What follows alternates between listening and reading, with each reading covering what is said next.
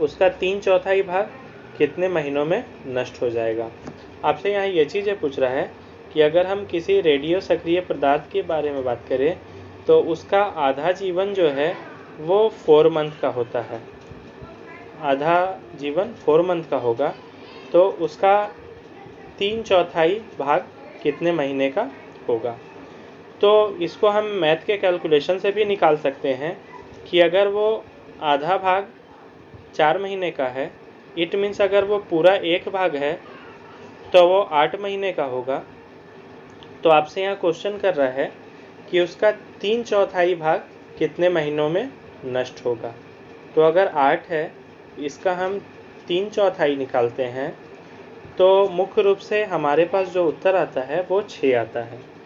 तो इसका जो राइट आंसर है वो है ऑप्शन नंबर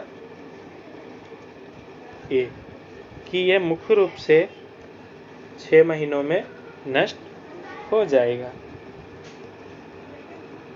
नेक्स्ट क्वेश्चन है, निम्नलिखित में वह व्यक्ति कौन है जिसने एक महत्वपूर्ण नैदानिक यंत्र के MIR के विकास में सहायता की और उसके लिए उन्हें नोबेल पुरस्कार भी मिला था। तो MIR, जिसको हम मैग्नेटिक इंक रेजिस्टेंस या रेजिनेंस के नाम से भी जानते हैं, तो मुख्य रूप से उसका विकास किसके द्वारा किया गया था और इसके विकास के लिए उन्हें नोबेल पुरस्कार भी मिला था। ऑप्शन है Sydney Brenner, Paul C Lauterbur, John E Sulston, option D H Robert Horvitz. इसका जो राइट आंसर है वो है option number B, Paul C Lauterbur. मुख्यतः अगर हम बात करें तो MIR के विकास में सहायता के लिए नोबेल पुरस्कार पाने वाले जो व्यक्ति थे उनका नाम था पॉल सी लोटरबर्ग।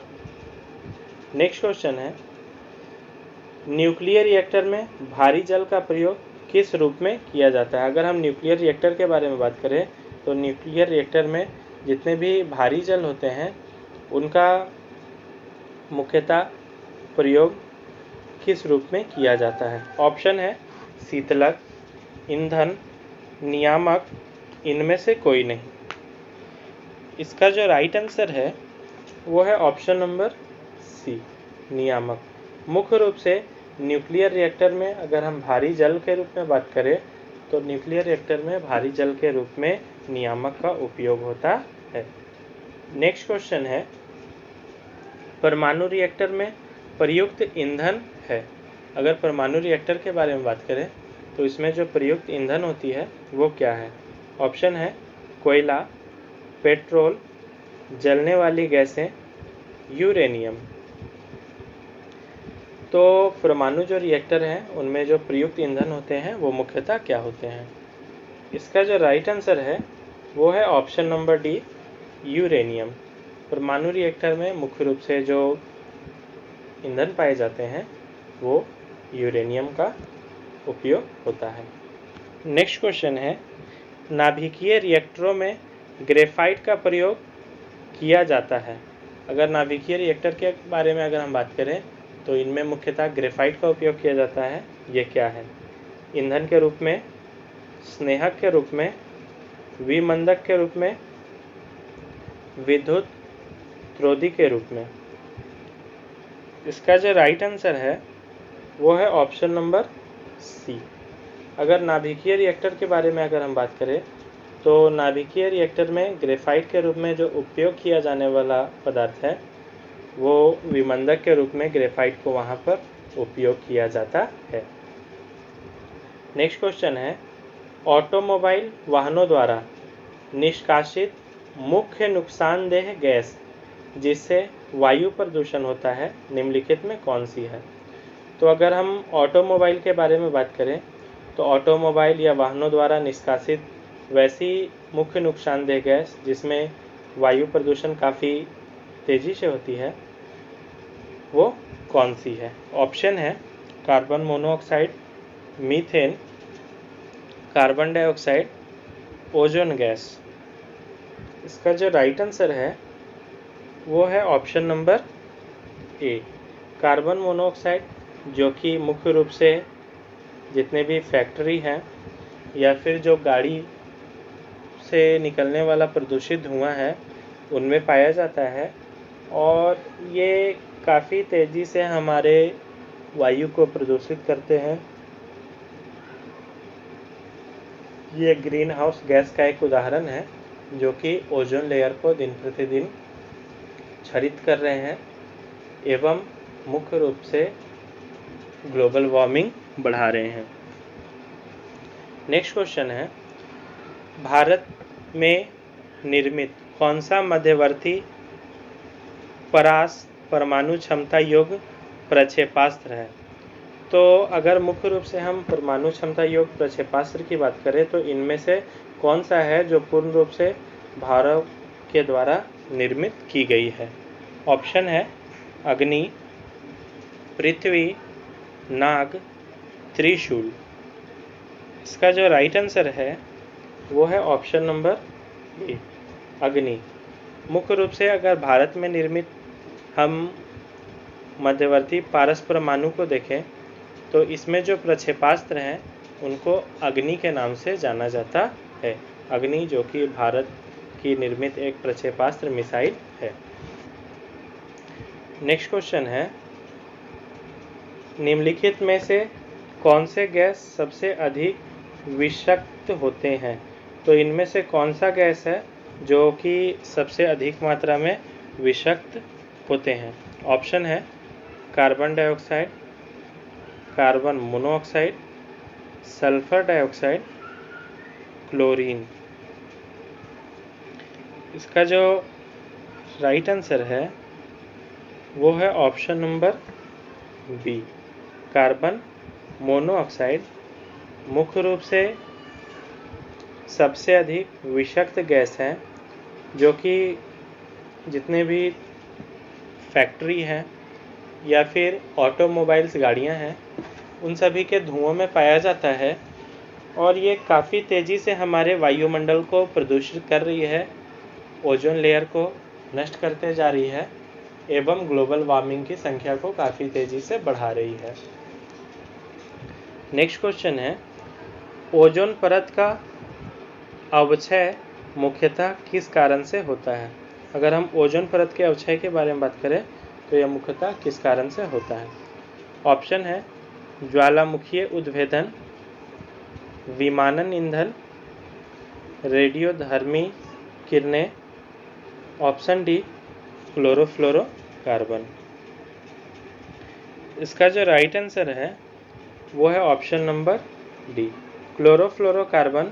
ये मुख्यतः वैसी गैसें होते हैं जो कि एक ग्रीन हाउस गैस का उदाहरण है, और ये काफ़ी तेज़ी से जो ओजोन परत है जिसे हम O3 कहते हैं, और मुख्यतः इसकी मोटाई जो है वो डबसन से मापी जाती है, उसको क्षरित कर रही होती है, नुकसान पहुंचा रही होती है। नेक्स्ट क्वेश्चन है, ऑटोमोबाइल वाहनों द्वारा निष्कासित मुख्य नुकसानदेह गैस जिसे वायु प्रदूषण होता है वो कौन सी है? तो जैसा कि मैंने आपको पहले भी बताया था कि ऑटोमोबाइल से मुख्य रूप से जितने भी नुकसानदेह गैस निकल रहे होते हैं उसे हम कार्बन मोनोऑक्साइड या CO के नाम से जानते हैं। नेक्स्ट क्वेश्चन है, यहाँ पे सेम क्वेश्चन आप देख सकते हैं रिपीट हो चुका है। 40 नंबर क्वेश्चन देखते हैं। रात को पेड़ के नीचे सोने की सलाह नहीं दी जाती है क्योंकि इसमें, अगर हम देखें तो रात में हमें पेड़ के नीचे नहीं सोना चाहिए। इसके पीछे क्या कारण है? कम ऑक्सीजन का मोचन होता है, ऑप्शन बी अधिक ऑक्सीजन का मोचन होता है, ऑप्शन सी कार्बन डाइऑक्साइड का मोचन होता है, ऑप्शन डी कार्बन मोनोऑक्साइड का मोचन होता है। तो रात के समय में हमें पेड़ पौधों के नीचे नहीं सोना चाहिए, इसके पीछे सबसे बड़ा कारण क्या है?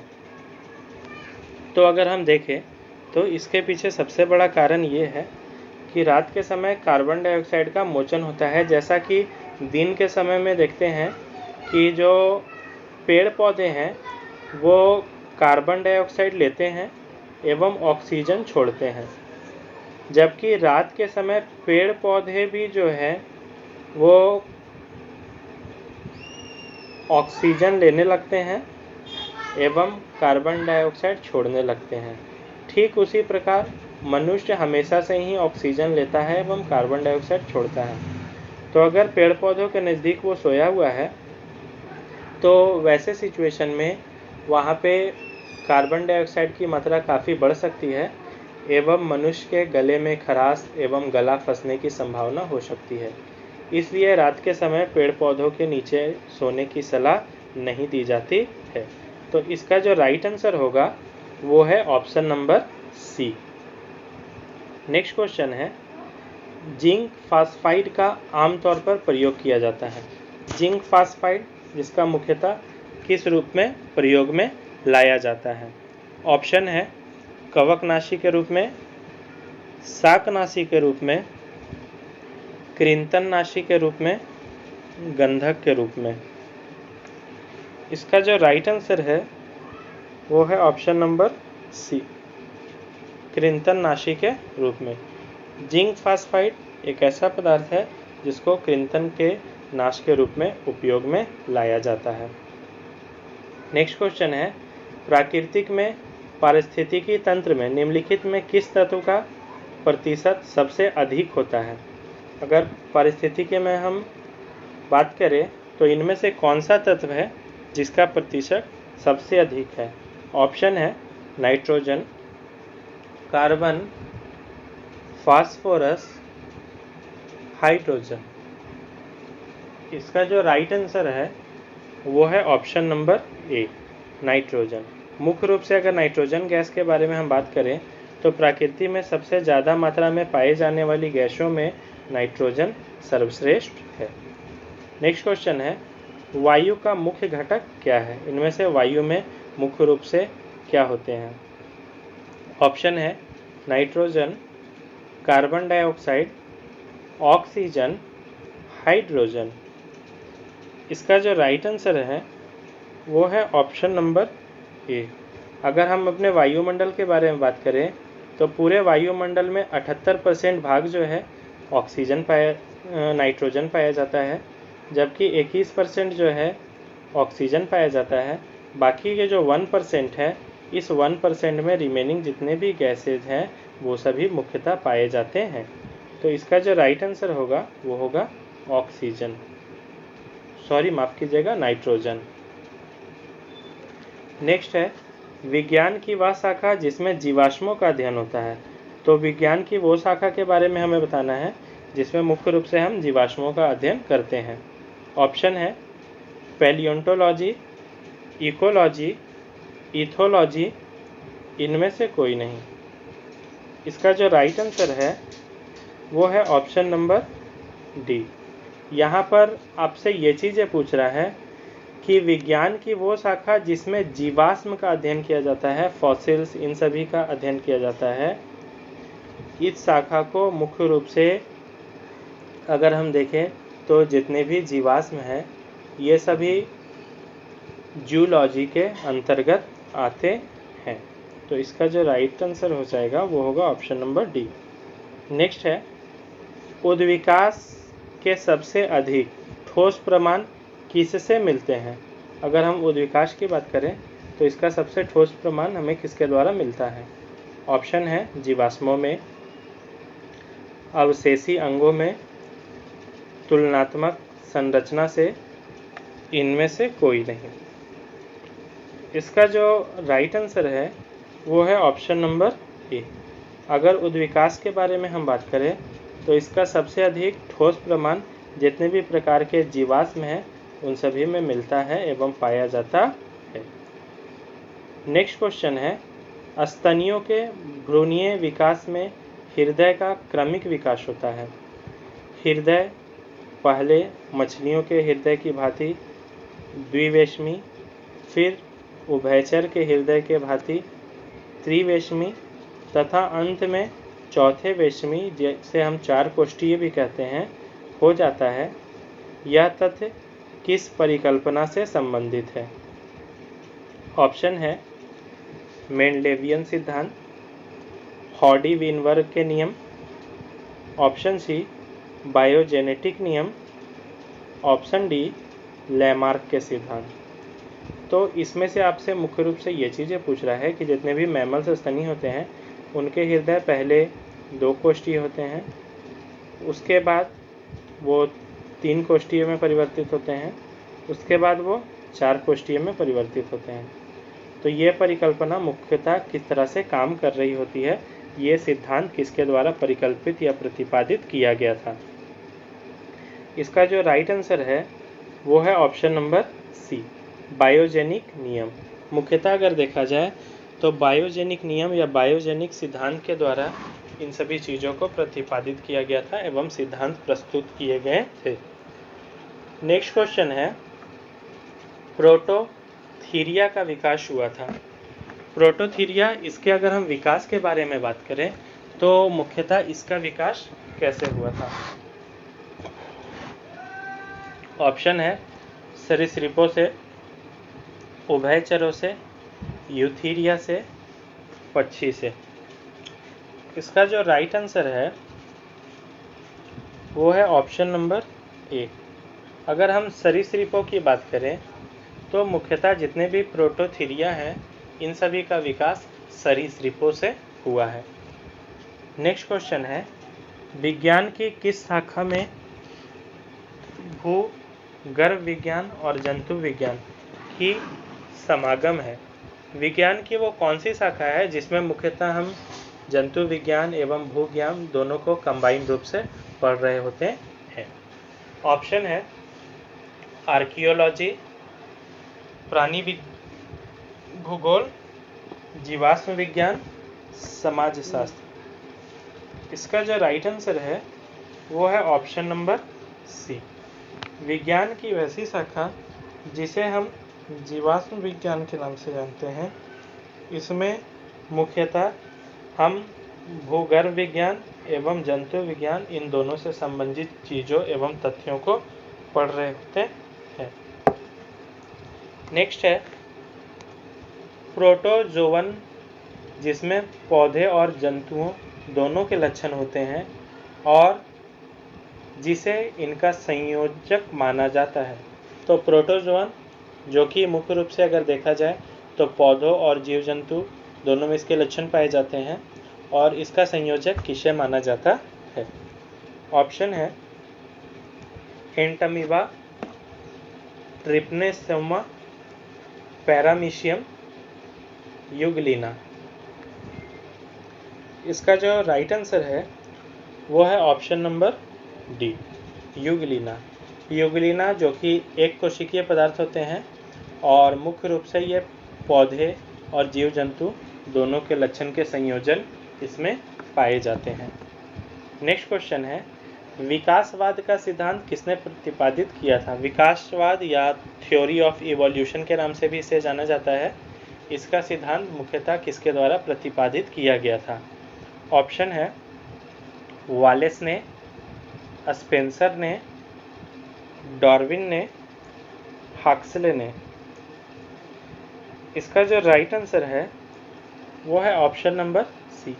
मुख्य रूप से अगर चार्ल्स डार्विन के बारे में बात करें तो इन्होंने सबसे पहले विकासवाद के सिद्धांत थ्योरी ऑफ इवोल्यूशन को प्रतिपादित किया था। इन्होंने अपनी किताब के भी माध्यम से इन चीज़ों को समझाया था एवं जीव जंतु में किस प्रकार से उत्पत्ति होती है इन चीज़ों को इन्होंने बताया था। आज का last question, last but not least, विज्ञान की वह शाखा जिसमें जीवाश्मों का अध्ययन होता है। तो अगर मुख्य रूप से हम जीवाश्मों के अध्ययन के बारे में बात करें तो जितने भी जीवाश्म हैं उन सभी के अध्ययन से संबंधित अगर चीज़ों को हम देखें तो इसमें जो है वो पैलियोंटोलॉजी इसके अध्ययन को कहा जाता है। जबकि अगर जीवाश्मों और जीव जंतु दोनों की अगर हम बात करें तो उसे हम जूलॉजी के नाम से जानते हैं। तो दोस्तों ये था आपका 25 प्रश्नों की श्रृंखला जिसमें मैंने आपको सामान्य विज्ञान जनरल साइंस के 25 प्रश्न फिजिक्स, केमिस्ट्री एवं बायोलॉजी सेक्टर से कराने की कोशिश की है। ये ऐसे प्रश्नों की श्रृंखला है जो मुख्य रूप से हमारे उच्च स्तरीय टीम के उच्च मार्गदर्शन में तैयार किए गए हैं तो वीडियो को आप बिल्कुल ध्यान से, आशा है कि देखे होंगे। आप बहुत सारे क्वेश्चन को नोट डाउन, स्क्रीनशॉट भी किए होंगे। तो आप प्लीज़ हमारे चैनल को सब्सक्राइब करें, वीडियो को लाइक करें। आपके पास जितने भी Facebook, WhatsApp, Instagram, Telegram link है, वहाँ पे वीडियो को शेयर करें, क्योंकि आपके लाइक, शेयर, सब्सक्राइब से ही हमारा मनोबल बढ़ता है। हम और हमारी टीम आपके लिए और भी मेहनत करने के लिए रेडी होते हैं, आपके लिए और भी अच्छे अच्छे वीडियो लेकर आते हैं। तो थैंक यू फॉर वॉचिंग दोस्तों। एग्ज़ाम फैक्ट्री, करो तैयारी जीत की।